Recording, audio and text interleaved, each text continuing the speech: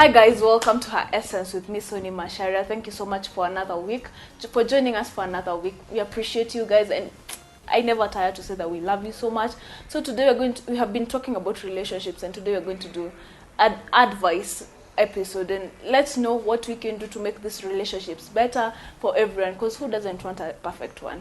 So joining me today is, of course, my amazing guest. Hi. Hi, Sally. How are you doing? I'm so fine.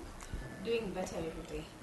Yeah, it's supposed to be that way. So today we want to know, what can we do to achieve the level of relationship goals, or not goals as per se, but where we want to be. That is the end, the ultimate happiness. What can we do to achieve that? So I'll take us back to where we started. Take time building yourself. Your marriage is only as good as the two of you. Yeah. If whoever is there is not somebody who has built himself enough to encounter things that come by with marriage, it's going to be very, very tedious. So take time to build yourself, take time to spend time with yourself. Yeah. And even when you get married, remember, singlehood progresses Yeah. in marriage. So it's a daily activity of growth, a daily activity of, looking inside and asking yourself, and doing a personal, even as a wife, Evaluation. Evaluate yourself in sincerity, and you can clearly see if you're doing well every day, Yeah. if you're becoming a better person, if you're serving the other person every day as it is required. Continue evaluating yourself, and most especially, grow and seek the one Yeah. who orchestrates relationships to happen. Because I was thinking of, I believe, or rather, that my notion is the relationships help me make you happy, right? Mm-hmm. How is this more of a partnership? I want us to dwell into how a relationship should be a partnership and not a submissive thing or anything. How is it a two people thing? So relationships and marriage, let me say, because that is the end goal that we desire. The fact that the man is the leader, Yeah. and the lady is a helper, Yeah. doesn't say you're a lesser being. Yeah. It just states that you have two different responsibilities. Yeah. That there is a head, and anyway we can't have two heads in any place. We've never had two CEOs, two COOs, Yeah. two managing directors. There's never been such a point, because there's always confusion. As much as there are two talented people, two visions will always bring distraction more than one distracted vision. So let's understand that a man being a head and a woman being a helper doesn't mean that a woman is a lesser being. It Yeah. means I'm of a different responsibility, and my responsibility plays a very big role in this marriage working. So let's not think that I'm a lesser being, but let's understand that me helping this man, he equally needs me to accomplish what he really wants. Yeah. And trust me, women, we need leadership. Yeah. We don't want it, we need it. And it is a need that has to, and a gap that has to be filled in our lives. And that is why it is important, when you're looking for a partner, please look for somebody who can lead you, somebody who can guide you into life, and mentor you into doing things that you have been trying to do, and they are able to take you to better places ahead. I'm not saying they have to be perfect and better than you, but there are areas that they can lead you, and you help him in areas that he is a bit disadvantaged. At the same time, remember, everything falls and rises on leadership. So if this man falls, the family is most likely to be damaged. So it's important to support them and understand that your responsibility is equally important in that marriage. Yeah. And be able to understand that leadership is important even in the spouse you're looking into. Yeah. And most especially, how do you know that this person is a good leader? How are they leading their lives? If they cannot lead their personal lives, they can't lead you as another person. If they're not in control of their lives, how can they control another human being? So it is important to just see leadership in the one main thing, because it is very difficult for us to lead ourselves. It is very difficult for us to maintain what we decide to do, all the things we decide we will accomplish in the next few years. It is very difficult, and that is why we submit under leadership, so that we can begin to lead, because it is a trait we learn over time.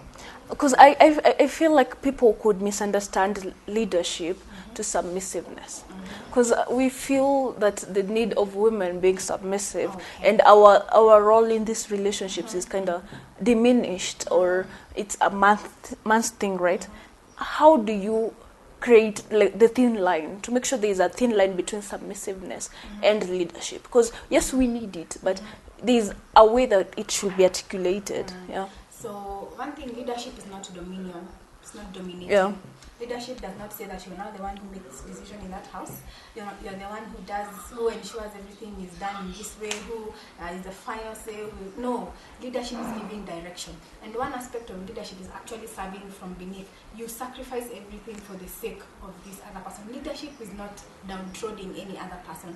Leadership is basically providing direction, giving solutions, and all those kinds of things. So when you come to marriage, it is good to understand your two partners who are partnering in this life together.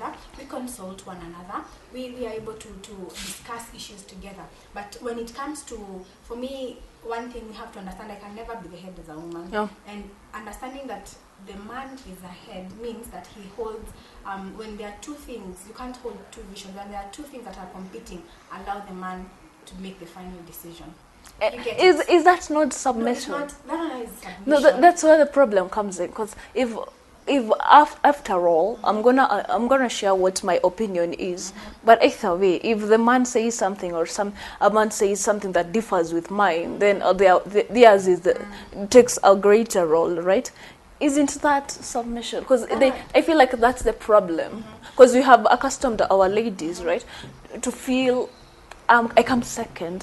What he says first matters. Yeah. No, that's not what we are saying. What you're saying is simply this: that when you're not agreeing. There are those times. For instance, we want to buy a car. Why do we have to fight over what type? And that is why the leadership was given to this man. When it comes to such moments, allow this man to make a decision, and that is where respect also comes in. And we are also the people who are able to help these men understand that it is their role to actually make things work in this. But what I'd say is this: you don't do it out of just expecting that as a man, a woman has to submit. Yeah. Love comes first. I will always say, as much as people say you do your part, yes, always do your part, submit or love. But for me, I believe love comes first. Why? Christ loved the church first. Yeah. He takes responsibility for the church. He's the one who has given it all because of his bride. So if you are expecting a woman to sit down and plan on how to submit, you're making it a bit harder for her than just providing a good environment for her to feel the need. And it doesn't have to be all the time that her decisions can't be. The good thing about submission for women, it's not that you have to, prove you have a point. Yeah. Know how to communicate. Yeah. It matters much more how you do it. Yeah. You might be having a very good point, better than your husband, but learn to just say it calmly and speak it to him. And trust me, if you chose a partner who understands that it is something you're doing together, they will listen to you and look at more into the attitude, not into the decision he will make. Because the attitude was, he was very open to listen to you, and in the end he still felt, let us go this way. And that is his function as a man in that house. Yeah. So we have to understand that we can never dilute leadership. We can never dilute our role as a woman. We have to understand, we have to be ready for us to submit to this man. And it's because even in the aspect of Christ and the bride, when you look at what happens normally, the church submits to the will of God. Have you ever gone with your plan when it comes to, let me even talk to believers, and not even believers, even Muslims, even Catholics, every kind of denomination, and even those people who don't have any denomination, whatever they subscribe to. You never come with your own rules when you know what to subscribe to has already defined it. Yeah. It's ways of working, and it's culture. So what you do, you come, learn the culture, submit to it. It is as simple as that. The moment this husband has been able to love you, do your part, submit to his will, because he's the one who provides the vision as well. So the moment you start providing the vision, the same thing that happened in Eden will happen. We will indeed fall apart. Yeah. Soon enough, we will be out of the will of God. And I would insist, submission is power. It's never, it's not, do you know how much, I will honestly tell you, the power I have seen through submission is much more than you trying to get things done. When you submit, your husband feels obliged to making sure whatever you had said will be done in the end. Yeah. Trust me, anyone with good intentions will not always want to downtrod you. They will always want to please and even make you know, the desires of your hearts met. So women need to understand submission is power. Submission is not a lesser kind of doing things. It gives you power over this human being because they feel respected, they feel valued, and in the end, trust me, whatever works for them better for you. So we are living in an era of social media, right? We have let social media celebrities define what relationship is. How do you demystify that fact that it's not a couple goal? They pass through their own problems, but they show you, because it's social media is just like we portray what we want you to know. They will never portray their fight. So how should people getting into relationships or getting married demystify the part of couple goals? And is there something that exists like couple goals though? Couple goals, no, don't have any human being to look up to. Yeah. One thing about social media, there's a lot of masks Yeah. being put out there, and that is why I'll never be shocked to see people who are very much advertised on social media breaking up. Yeah. One thing, social media distracts you from the main course. Social Yeah. media has no issue.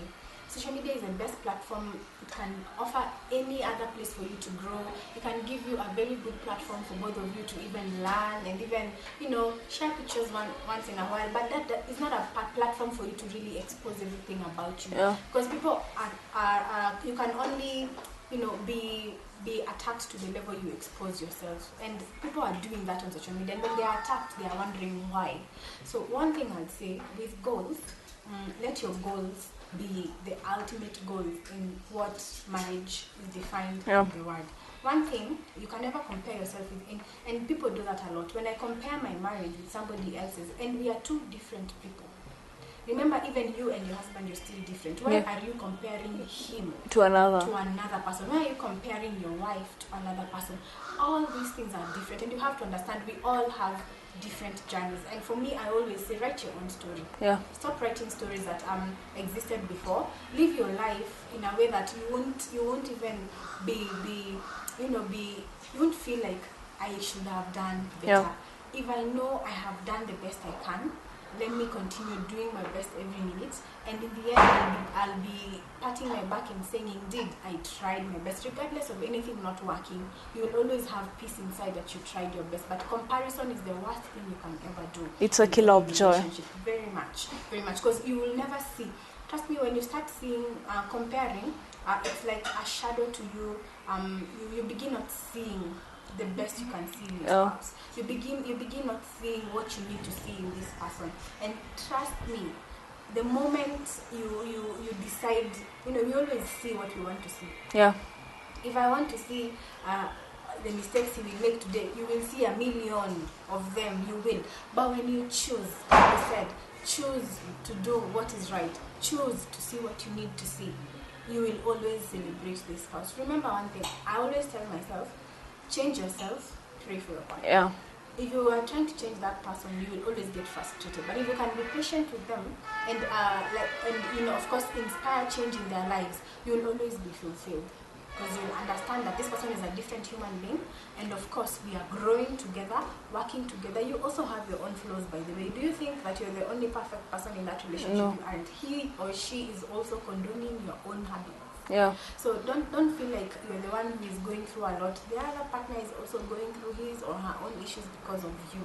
So work together, support one another, and remember, iron sharpens iron. The moment you want things to get better, begin to speak positive. You create your world by your words. If you want a good marriage, speak good and positive things in that marriage. If you want a good partner, every day wake up, and even if they are very, very, some of them are on the other extremes of their character, and they are always maybe verbally abusive, always remember to say, my partner, I know you're a blessed person. Yeah. And soon enough you will see a blessed human being in your presence.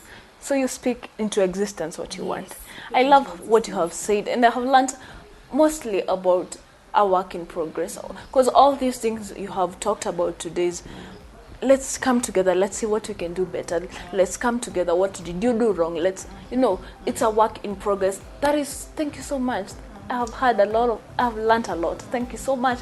It has been Her Essence on Wema Online TV. Thank you for joining us. Remember to subscribe, share, and like on Wema Online TV, the voice of hope.